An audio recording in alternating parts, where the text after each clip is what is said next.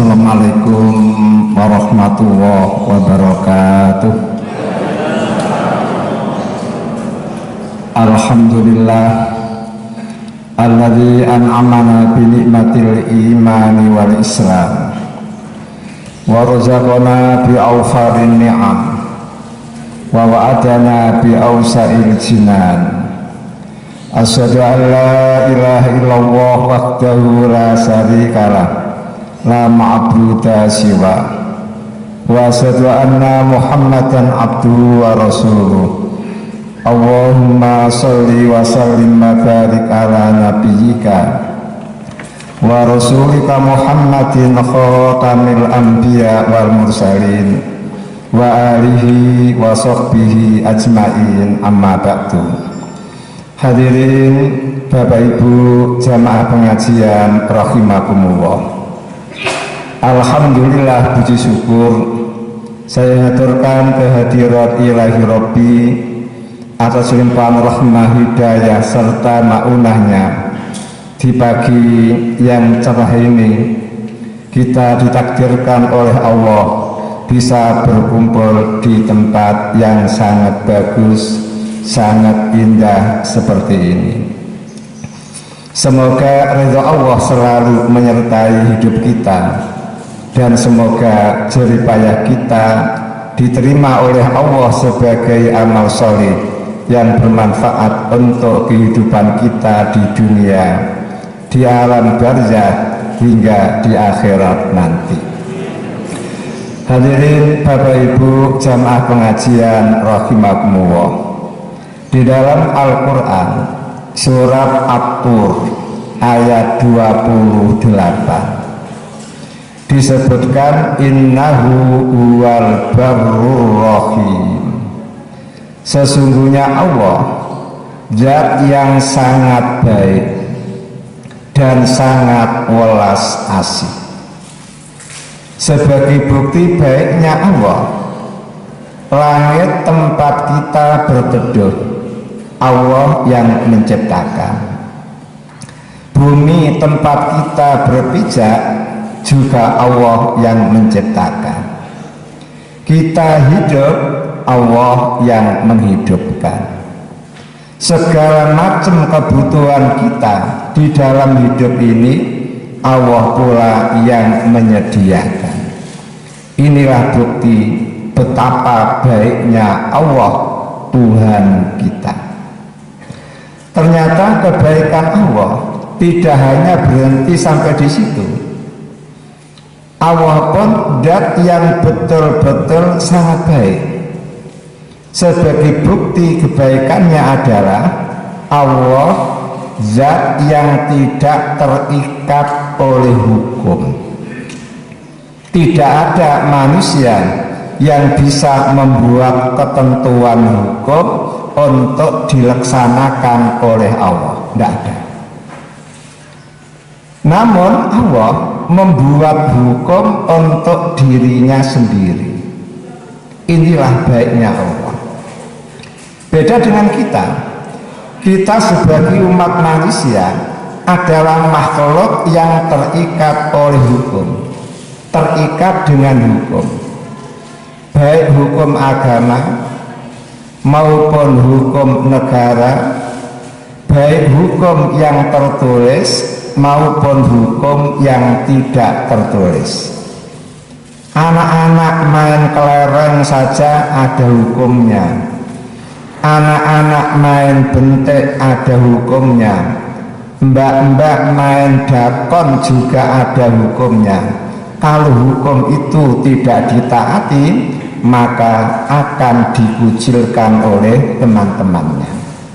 Ini bukti kalau manusia adalah makhluk yang terikat dengan hukum. Beda dengan Allah.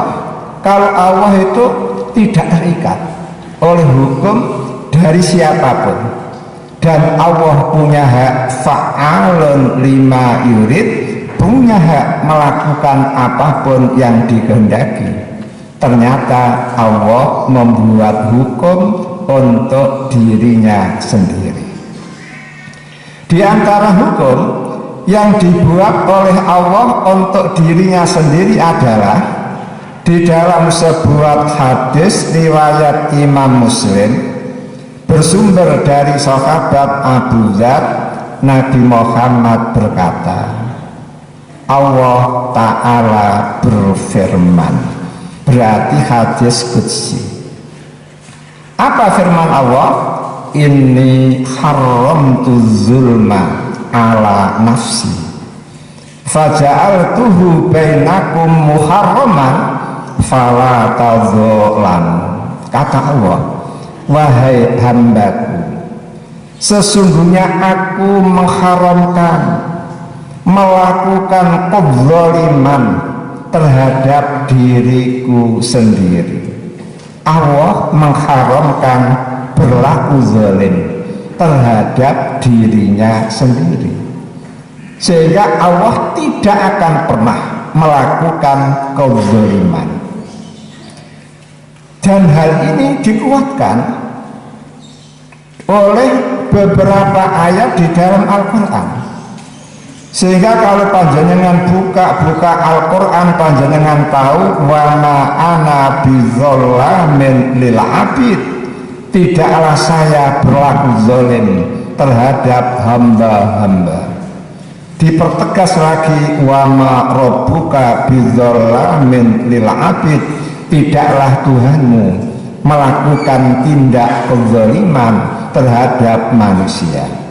Dipertegas lagi wa annallaha laisa bidzalamin lil abid, dan tidaklah Allah melakukan tindak kezaliman terhadap hamba-hambanya. Ini membuktikan bahwa Allah tidak pernah melakukan kezaliman terhadap siapapun, dan ini merupakan larangan keras buat Allah sendiri, dan Allah yang membuat undang-undang itu untuk dirinya. Setelah Allah menjadikan dirinya haram melakukan kezaliman, ternyata faja'altuhu bainakum muharraman, lalu Allah menjadikan kezaliman itu haram di antara kalian. Makanya fala tadzalamu, wahai umat manusia, wabil khusus warga Magetan, kalian jangan sekali-kali melakukan tindak kezaliman. Allah saja yang maha gagah, Allah saja yang maha kuasa, Allah saja yang maha kaya raya, tidak pernah melakukan kezaliman.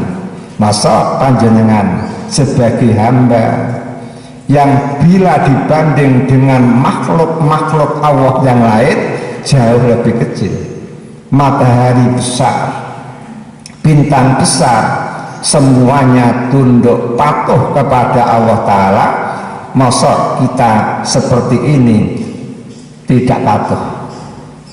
Makanya fala tadzalamu, janganlah kalian melakukan kezaliman. Kemudian apa sih yang dimaksud dengan kezaliman?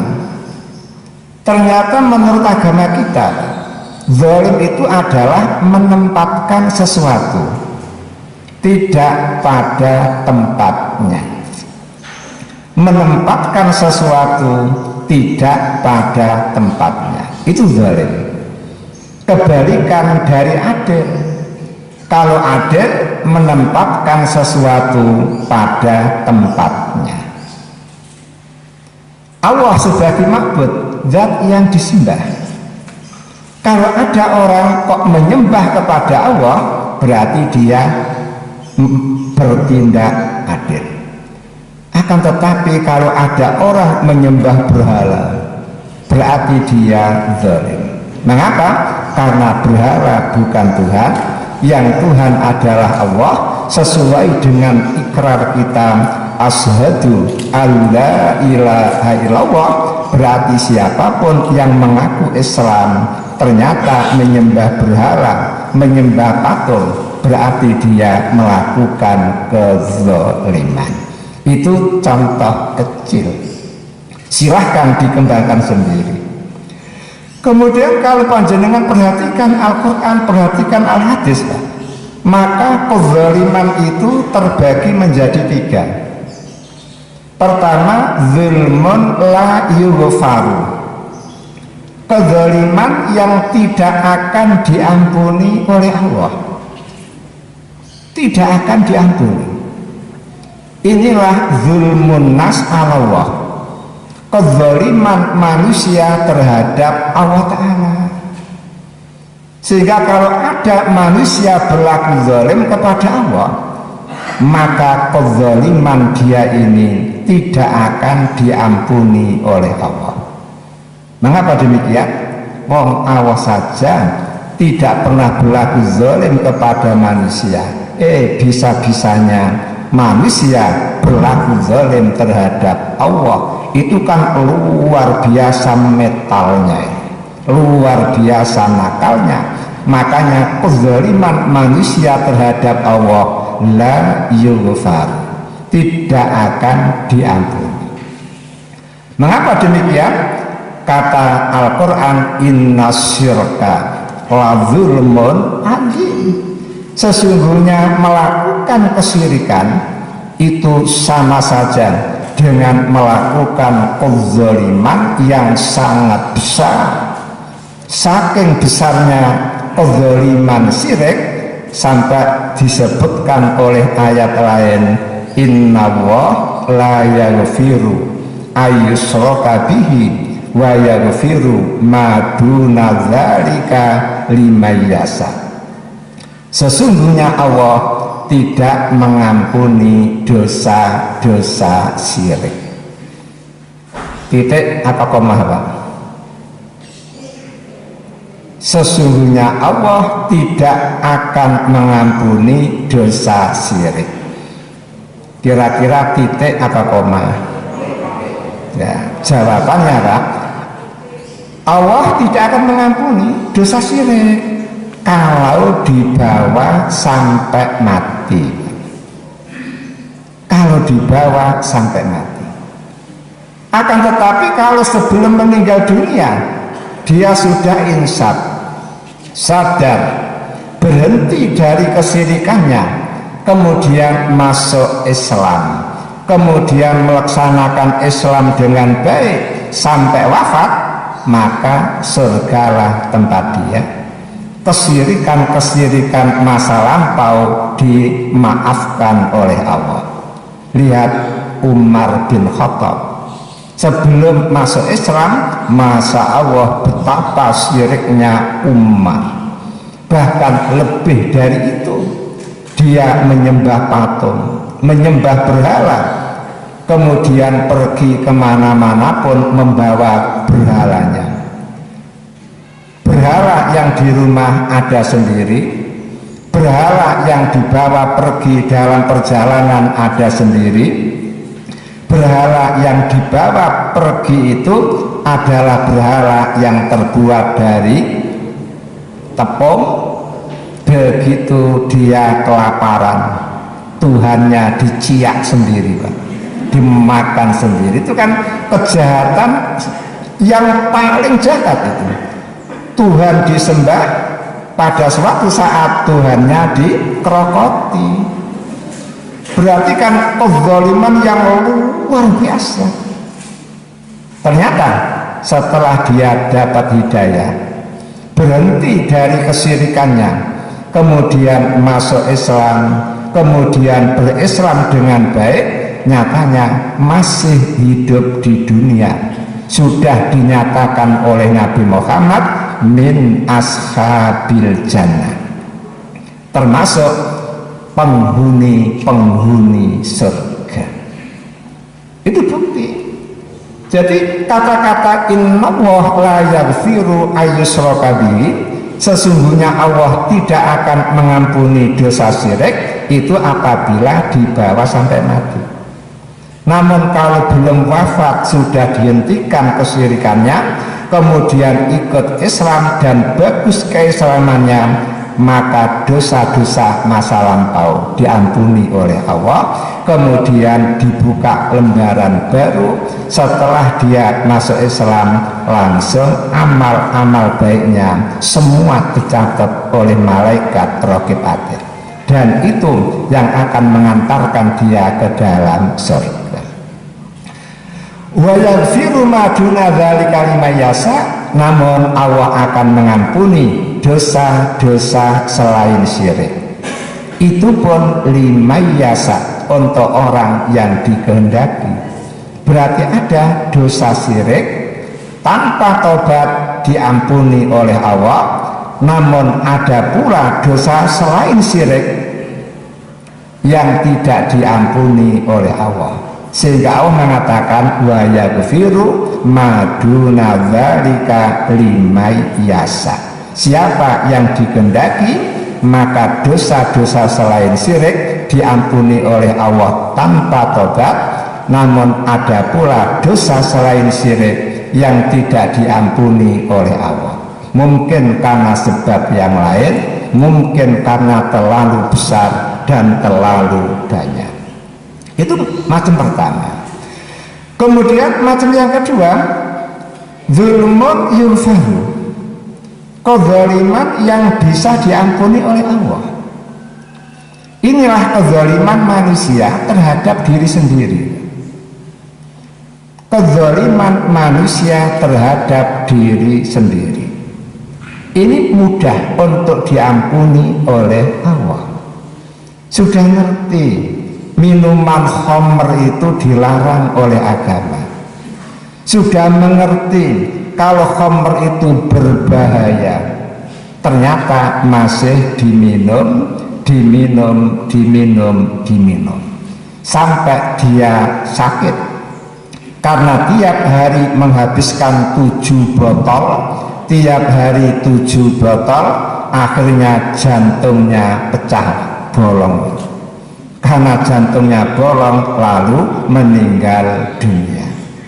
Selama dia masih berislam, masih memeluk agama Islam, dia yang melakukan kezaliman semacam itu, banyak kemungkinannya masih ada kata maaf.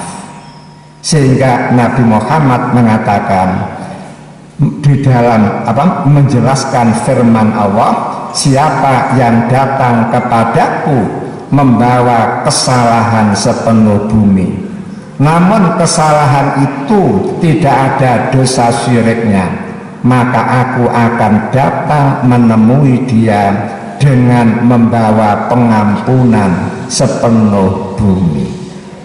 Hamba datang membawa kesalahan sepenuh bumi, tapi tidak ada syiriknya. Allah datang menemui dia dengan membawa pengampunan sepenuh bumi. Berarti draw 00 kosong. Seperti itu Pak, pengampunan Allah terhadap manusia. Namun usahakan, walaupun kezaliman terhadap diri sendiri itu banyak kemungkinan bisa dimaafkan oleh Allah, namun apabila diteruskan, dikerjakan secara terus-menerus, maka berubah. Sehingga Nabi Muhammad mengatakan, la kabirota ma'a taubatin wala soghirota ma'a israrin. Tidak ada dosa besar kalau ditobati. Sebesar apapun dosa, kalau ditobati hilang. Wala soghirota ma'a israrin. Tidak ada dosa kecil kalau dilakukan terus-menerus, akhirnya menjadi besar, menjadi banyak dan susah untuk diampuni. Makanya sebagai orang mukmin harus betul-betul berhati-hati, jangan melakukan kezaliman terhadap Allah, jangan melakukan kezaliman terhadap diri sendiri. Kemudian yang ketiga, zulmun yujaza. Zulmun yujaza, kezaliman yang pasti dibalas kas oleh Allah. Di dunia dibalas, di di alam barzah dibalas, di akhirat juga dibalas. Kezaliman yang semacam ini adalah zulmun alal ghair, berbuat zalim terhadap orang lain, menzalimi orang. Ini pasti dibalas oleh Allah. Mayyamal su'an yujza bihi, siapa yang beramal buruk pasti akan dibalas oleh Allah Ta'ala. Baik kezaliman terhadap orang lain itu berupa yang berkaitan dengan harta, mencuri, merampas, menggusur, mengentet, pokoknya kezaliman terhadap orang lain yang berkaitan dengan harta ini masalah, resikonya berat. Bukankah panjenengan ingat sabda Nabi Muhammad, siapa yang menggasap tanah orang lain kida sidrin, seukuran 1 kil, besok pada hari kiamat dia akan dikalungi oleh Allah dengan 7 bumi. Coba kalau hanya 10 gram kan bagus Pak, indah, membuat orang perempuan semakin cantik. Namun kalau kalung kok 7 ton itu baru kalung emas. Bagaimana kalau kalung berupa bumi, 7 bumi juga? Kira-kira apa yang akan terjadi? Hanya ulama-ulama di dalam mengartikan hadis itu terbagi 2. Sebagian ulama mengatakan yang dimaksud dia dikalungi 7 bumi adalah ada 7 bumi langsung dijatuhkan kepada dia dalam keadaan berdiri. Pak, sudah seperti sebutir telur terkejatuhan sebuah bukit. Namun yang kedua, ada yang paham yang dimaksud dikalungi dengan 7 bumi adalah orang yang gasap tadi disuruh tidur, kemudian ditekan oleh malaikat langsung ambles sampai tembus 1 bumi, dilanjutkan tembus 2 bumi, dilanjutkan tembus 3 bumi sampai 7 bumi. Ini baru menggasap tanah orang 1 kil. Bagaimana kalau 1 meter? Bagaimana kalau 1 hektar? Bagaimana kalau ribuan hektar kemudian digusur padahal bukan milik dia? Bagaimana nasib besok pada hari akhirat?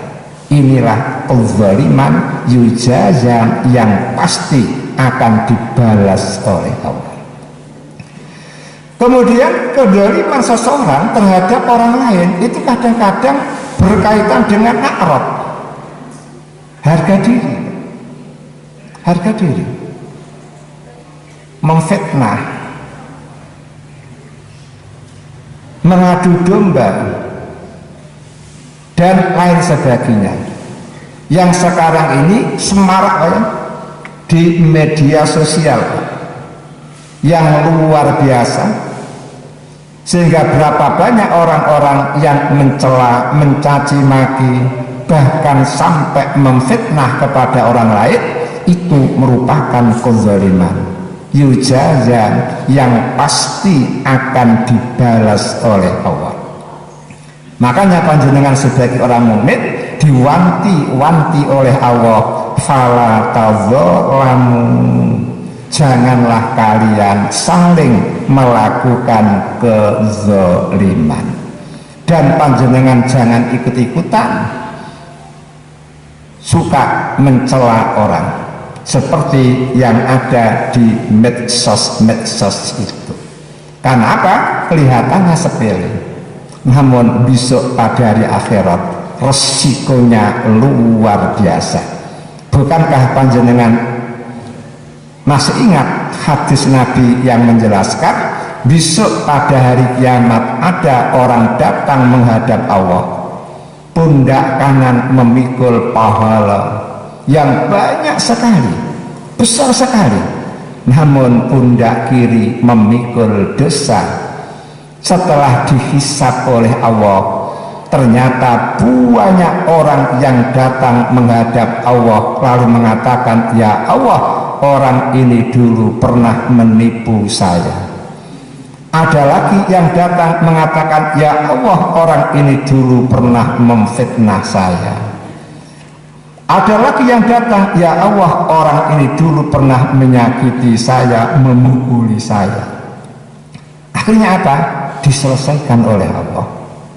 Pahala-pahala orang yang berlaku zalim tadi langsung diambil oleh Allah, dibagi-bagikan kepada orang-orang yang pernah dizalimi. Pahalanya habis. Ternyata masih ada yang datang menuntut kepada Allah, ya Allah, orang ini dulu pernah memperkosa anak saya. Bayangkan, mau diganti dengan pahala, pahala sudah habis. Akhirnya terpaksa Allah tanya kepada yang menuntut, apakah kamu punya dosa? Ternyata punya dosa, dia diambil kemudian diberikan kepada orang yang melakukan kezaliman. Setelah selesai langsung Pak, summaturikho ala wajihi ilana, lalu dia dijungkir oleh malaikat, kemudian dilemparkan ke dalam neraka. Na'udzubillah min dzalik.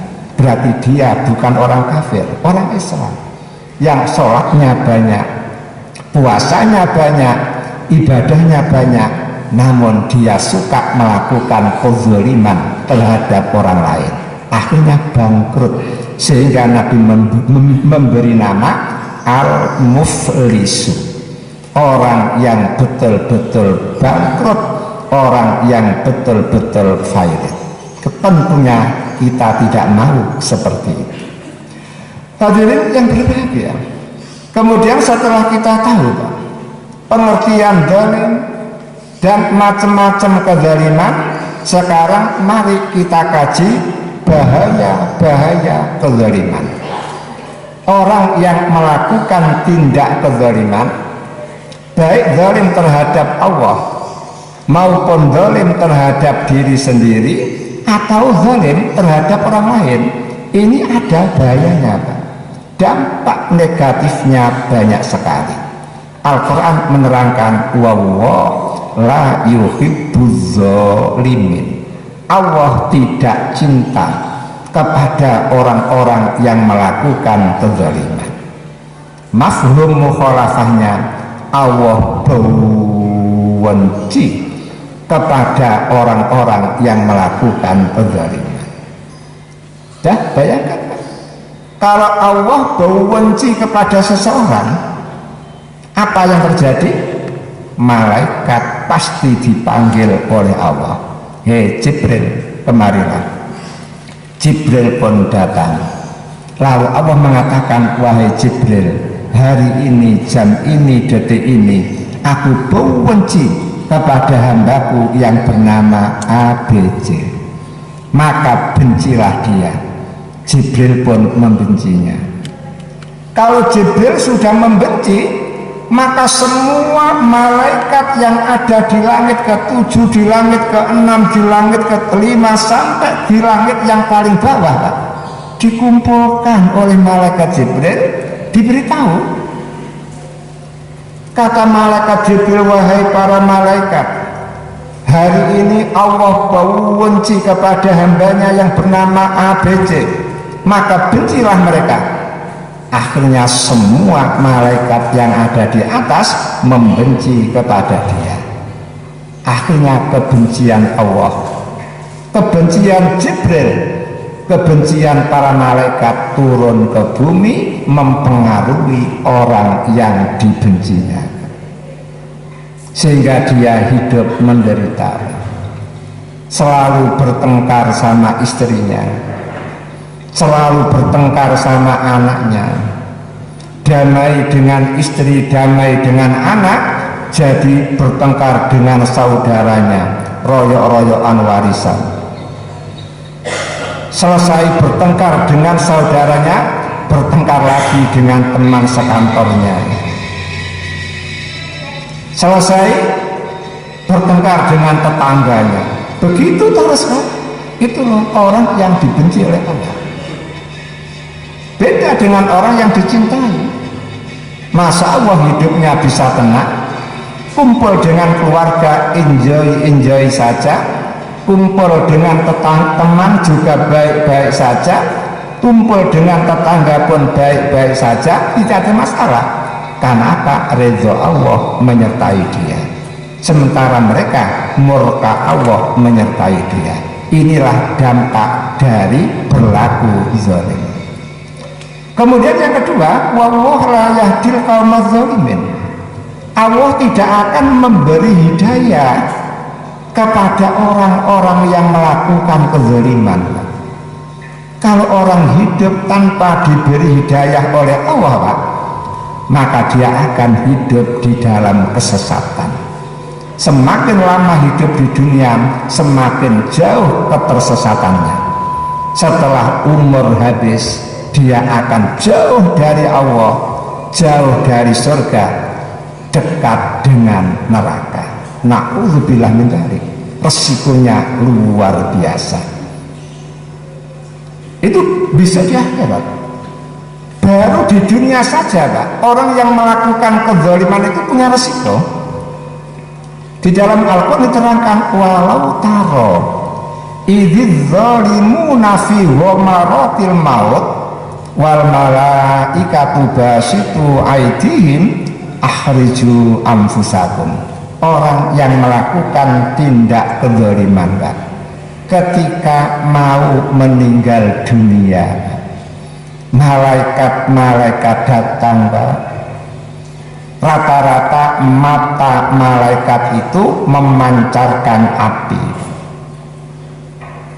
Setelah datang menghampiri orang yang berbuat zalim, mereka para malaikat basitu aidihim, begini, membentangkan tangannya, memberi perintah kepada orang zalim, akhriju anfusakum. Wahai orang yang berbuat zalim, keluarkan rohmu, keluarkan rohmu, keluarkan rohmu. Sambil dibentak-bentak, disenggeng-senggeng. Bisa enggak kira-kira orang mengeluarkan rohnya sendiri? Enggak bisa. Padahal itu perintah malaikat, tapi mereka diam, enggak bisa mengeluarkan. Akhirnya apa? Yadribuna wujuhahum wa adbarahum. Malaikat memukuli wajah mereka, malaikat memukuli punggung-punggung mereka. Bayangkan, itu pernyataan Al-Quran. Ini barang gaib yang indera manusia tidak mampu menjangkaunya. Kita bisa tahu hanya bocoran dari Allah Ta'ala.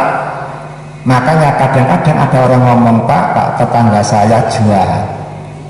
Ketika mati ya biasa, Pak, tidak ada yang memukuli. Jawabannya, Pak, yang dipukuli malaikat adalah rohaninya. Yang dibentak-bentak oleh malaikat adalah rohaninya. Karena rohani, maka bisa panjenengan samakan. Ketika panjenengan tidur berdua sama istri, istri sudah tertidur lelap, panjenengan masih belum bisa tidur. Ternyata istri badannya bergerak-gerak. Setelah terbangun, mas sampean ini, saya minta tolong kok diem saja. Saya tadi dikejar-kejar oleh orang gila, kemudian saya tertangkap, saya dibanting, saya dipukuli, saya berteriak kesakitan, sampean kok diem saja. Apa kata sang istri, sang suami? Loh, Dek, saya tidak tahu. Padahal berada bersebelahan, sama-sama tidur di satu kamar, sama-sama tidur di satu tempat tidur. Istri tersiksa karena impiannya, suami tidak tahu. Seperti itulah gambaran ketika orang meninggal dunia disenggreng-senggreng oleh malaikat. Keluarga yang mengepung tidak tahu sama sekali. Namun ini diberitahukan oleh Allah lewat Al-Quran, saking welas kasihnya Allah kepada kita, agar kita tidak sampai melakukan tindak kezaliman. Karena orang yang melakukan tindak kezaliman mau meninggal dunia saja sudah mengalami kesulitan dan keberatan seperti itu, sampai Nabi Muhammad membayangkan sakitnya ruh orang kafir ketika diambil oleh malaikat seperti ditusuk-tusuk pedang 300 kali hingga 1000 kali. Semakin jahat, semakin beratlah siksaan atau rasa sakitnya ketika roh itu diambil. Ini wilayah ilahiyah, barang gaib. Jenengan tidak perlu berupaya untuk mengilmiahkan, karena ini bukan ranah ilmiah namun ranah imaniyah. Nabi Idris satu-satunya nabi yang paling dikagumi oleh malaikat. Karena apa? Tiap detik amal baiknya Nabi Idris naik ke langit, naik tiap detik, naik, sampai ada malaikat ingin tahu apa yang dilakukan oleh Nabi Idris. Kok hebat sekali, tiap detik amal solehnya naik. Akhirnya malaikat minta izin kepada Allah turun ke bumi mengecek apa yang dilakukan oleh Nabi Idris. Ternyata Allah memberi izin. Akhirnya malaikat turun ke bumi menjelma manusia, bertamu di rumah Nabi Idris. Akhirnya pas dihormati oleh Nabi Idris. Lebih-lebih pada waktu itu Nabi Idris sedang puasa. Waktu maghrib mau tiba, Nabi Idris menyiapkan makanan untuk tamu dan untuk dirinya. Pas maghrib tiba, tamu diajak makan, ternyata tidak mau makan, sehingga terpaksa Nabi Idris makan sendiri. Setelah selesai makan, sholat maghrib, sholat isya, tamu dipersilahkan istirahat. Nabi Idris langsung wiridan. Setelah di akhir malam sholat malam seperti kita itu, setelah habis sholat sama subuh, Nabi Idris mengajak tamunya jalan-jalan. Di pinggiran perkebunan ada buah-buahan. Lah kok tamu mengatakan, Nabi, saya ingin sekali memakan buah itu, tolong ambilkan. Nabi Idris penasaran, loh, tamu aneh, dijak makan makanan yang halal tidak mau, sekarang ada buah-buahan milik orang lain, kok saya malah disuruh untuk mengambilkan. Sehingga Nabi Idris penasaran, siapa ini? Akhirnya Nabi Idris tanya, wahai tamu, kamu ini sebenarnya siapa? Lah kok tamu mengatakan, ana Israel, saya ini malaikat Israel. Masya Allah, lutut Nabi Idris langsung langsung perek jatuh duduk, saking takutnya mendengar jawaban ana Israel, saya Israel, pencabut nyawa. Langsung tidak berdaya, Pak. Nabi Idris langsung duduk, tidak bisa berdiri lagi, saking takutnya. Untung Israel ngomong, saya datang bukan untuk mencabut nyawa kamu, namun hanya ingin tahu apa yang kamu perbuat. Kok kebaikan kamu tiap detik naik.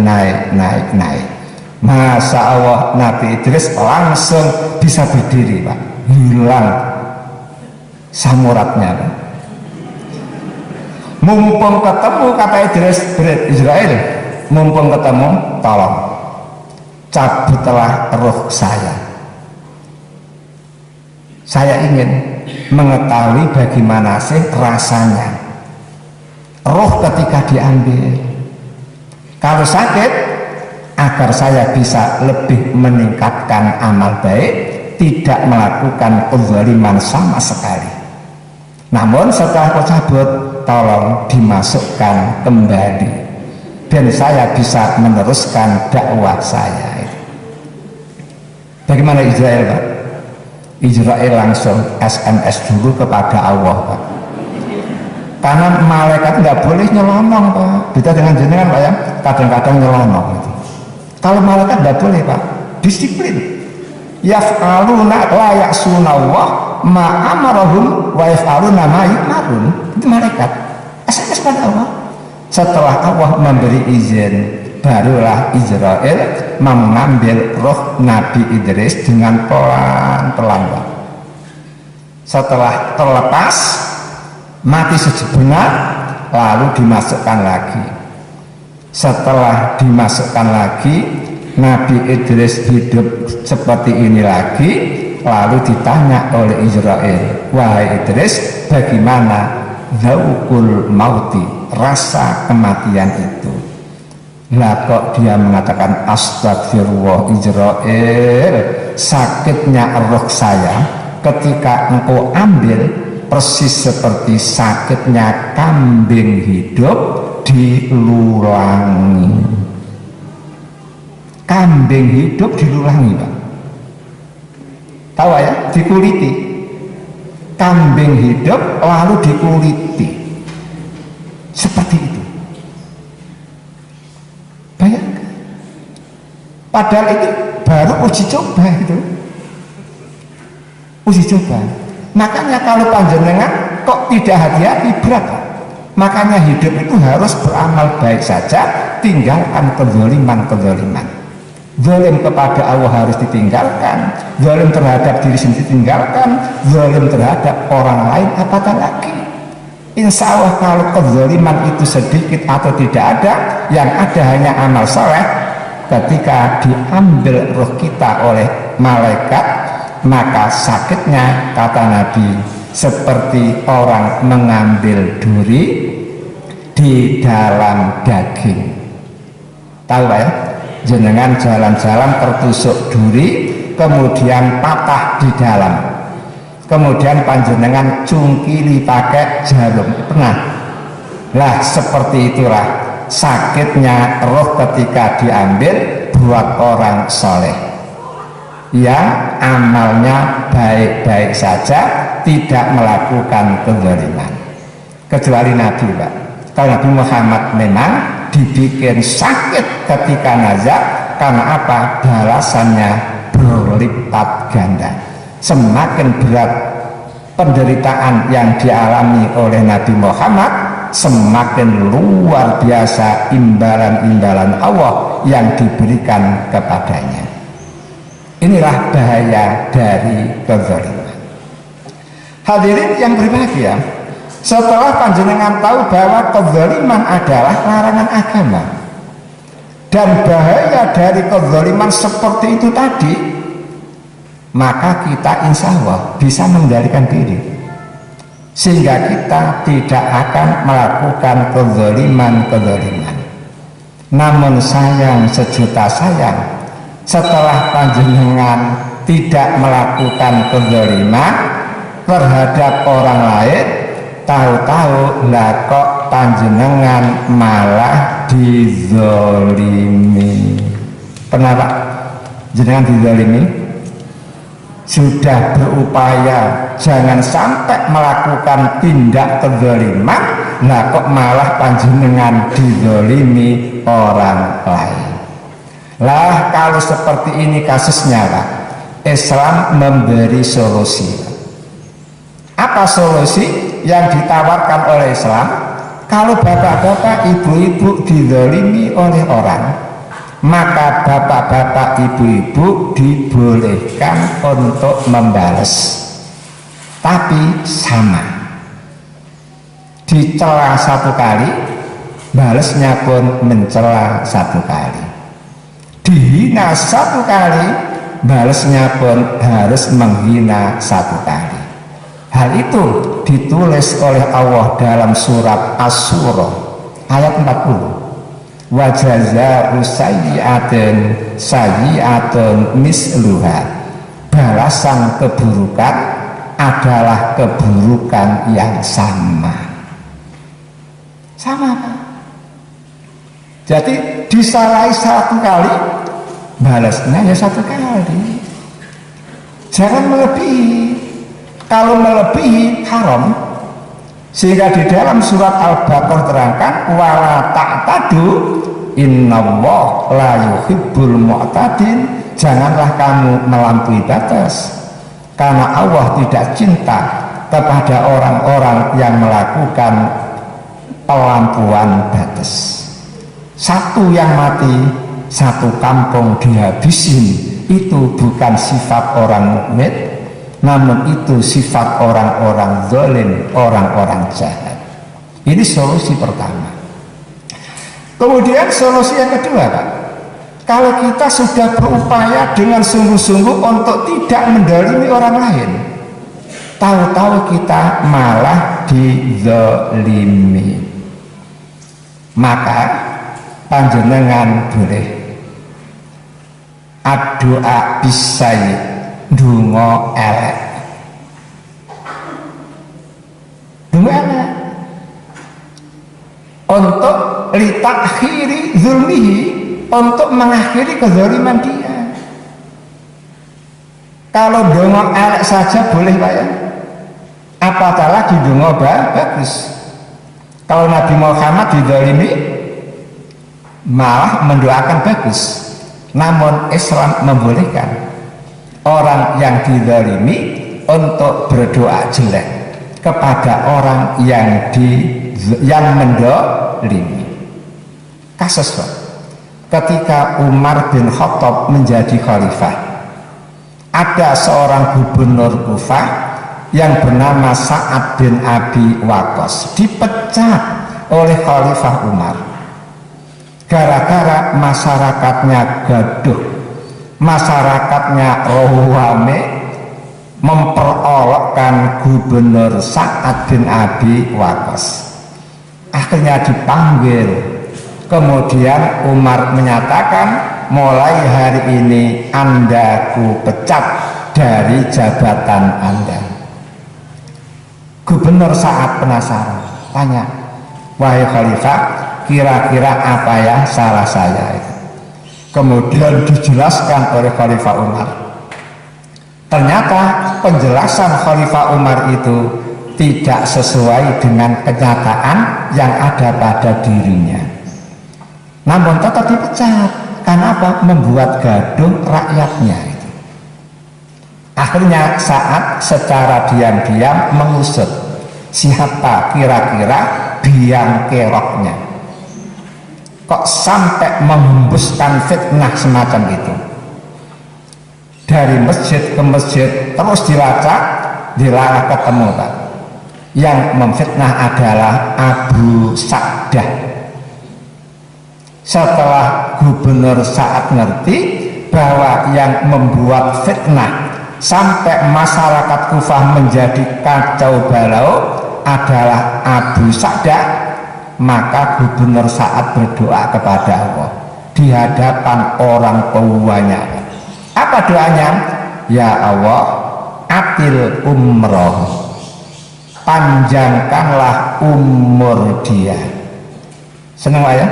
Didoakan panjang umur. Yang kedua, wa atil faqrohu, perpanjang kefakirannya. Umur tua panjang, kefakirannya semakin panjang, sehingga untuk makan saja sulit. Kemudian wa'arid lahul fitan, hadapkan kepada dia berbagai fitnah.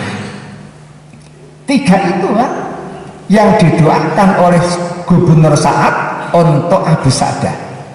Ternyata betul, Pak, dikabulkan cas oleh Allah. Abu Sa'dah orang yang panjang umurnya, Pak. anaknya sudah mati semuanya, cucunya sudah mati semuanya, dia masih bertahan hidup. Dan fakirnya luar biasa, hingga makan saja harus mencari di majbalah, tempat sampah. Sisa-sisa makanan orang diambil dimakan. Walaupun sudah setua itu, Pak, dia tiap pagi, Pak, berada di pinggir embong. Ada anak perempuan sekolah itu digoda, dicetop, lalu dicelatu. Kadang-kadang ada ibu-ibu langsung dirangkul, sampai diomongi orang, mengapa kamu bisa menjadi seperti ini? Kata dia, dakwatul Sa'din, saya ini karena doa Gubernur Sa'ad. Bahasa Jawa apa namanya, Pak? Kalau bahasa Inggrisnya kualat. Kualat. Hati-hati lah ya. Walaupun orang yang dizalimi tidak membalas secara fisik, kadang-kadang Allah yang membalaskan. Kualat. Kemudian contoh yang kedua, Pak, kalau tadi gubernur yang difitnah sampai jatuh dari kedudukannya, sekarang kebalikannya, Pak. Ada seorang ulama namanya Sa'id bin Zubair. Dia ini berbeda pendapat dengan Gubernur Hajjaj bin Yusuf. Hanya karena beda pendapat, Pak.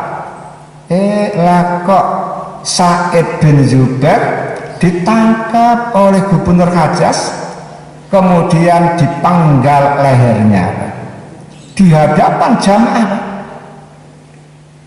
Sebelum dipenggal lehernya, lah kok secara diam-diam saat berdoa jelek kepada Gubernur Hajjaj.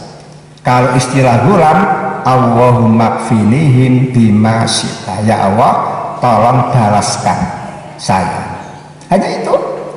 Setelah Sa'id dipenggal lehernya, kepala lepas, Pak, dari badan, Masya Allah, darah memancar, kepala menggelinding ke sana, badan kelepek-kelepek, disaksikan jamaah selapangan, Pak, itu, Pak. Apa yang terjadi?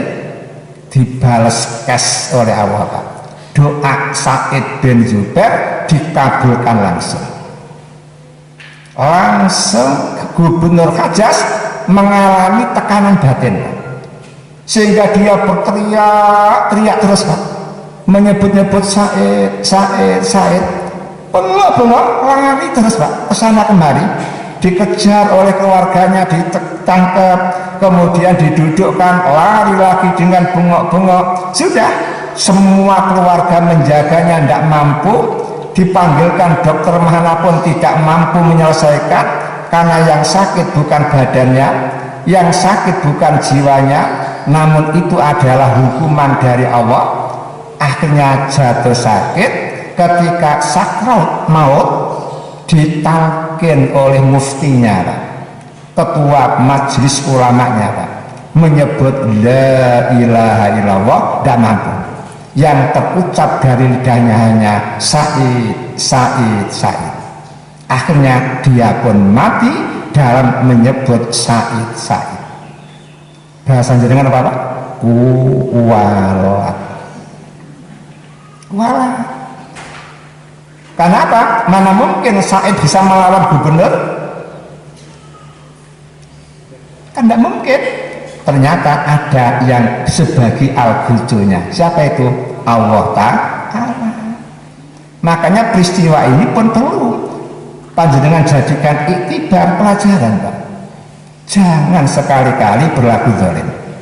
Kalau toh orang yang kita zalimi tidak mampu membalas, ada yang membalaskan, yaitu Allah Ta'ala. Jangankan urusan itu, Pak, ya, urusan waris itu, Pak, sekeluarga, Pak, sama-sama anaknya royok-royokan warisan, siapa anak yang paling nakal sehingga menggagahi warisan orang tuanya, adik-adiknya tidak dikasih, dialah yang akan failit terlebih dahulu, dialah yang akan fakir terlebih dahulu. Begitu. Ini perlu diamati.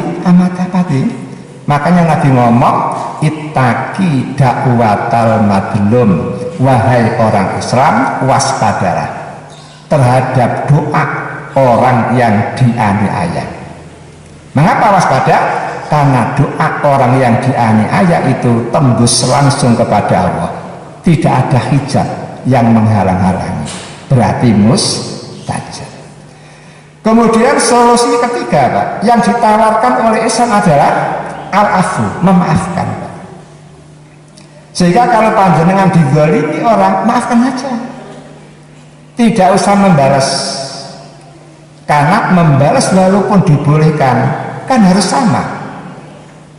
Nah, membalas sama ini sulit. Coba jenengan dipukul orang tak satu kali, jenengan tidak apa-apa karena fisiknya kuat. Coba jenengan balas, tas itu berundung jatuh, bagaimana? Beda kan? Nah ya beda. Jenengan pesilat, dia tidak pesilat, otomatis cara mukulnya pun beda. Kan tidak bisa sama. Berarti jenengan dianggap melampaui batas dosa. Makanya tidak usah balas, mending al-afu, memaafkan. Lah kata Al-Quran, faman afa wa aslaha fa ajruhu 'ala Allah. Siapa yang ketika dizalimi orang kemudian kok mau memaafkan, maka dia akan diberi pahala oleh Allah tanpa dihitung, tanpa terduga. Di samping itu Allah akan mengangkat derajat panjenengan. Semakin sering memaafkan kesalahan orang, semakin tinggi derajat panjenengan indah Allah di sisi Allah Ta'ala. Namun ingat, orang yang panjenengan maafkan itu tidak berarti lepas dari sanksi Allah. Enggak, tetap dulu Allah. Kok enak sungguh. Setelah keluarga dibantai oleh perampok, harta kekayaan sudah dihabisin, kemudian perampoknya tertangkap, keluarga memaafkan, jadi enggak, tetap sanksi masih ada. Seperti terjadi pada zaman sahabat ketika Nyai Aisyah difitnah berselingkuh dengan seorang sahabat namanya Sofwan bin Mu'attal. Masya Allah, Pak, bumi Madinah gonjang ganjing, Pak. Semua peraih kerja, Pak, yang dibahas hanya perselingkuhan Nyai Aisyah. Waktunya dinas, tidak dinas, Pak, hanya cangkruk omong-omong masalah itu. Satu Madinah gonjang ganjing gara-gara itu, sampai Allah turun tangan menurunkan ayat membela kesucian Nyai Aisyah. Setelah urun ayat yang menerangkan kesucian Nyai Aisyah, maka diusut, ternyata biang keroknya 3. Abdullah bin Ubay bin Salul, gengnya orang munafik, kepala geng, Pak, ini. Kemudian yang kedua Mistah, keluarga Abu Bakar sendiri. Yang ketiga mantan raja dangdut namanya Hasan bin Sabit. Setelah Nyai Aisyah mengetahui biang kerok penyebar fitnah adalah 3 orang itu, Nyai Aisyah memaafkan.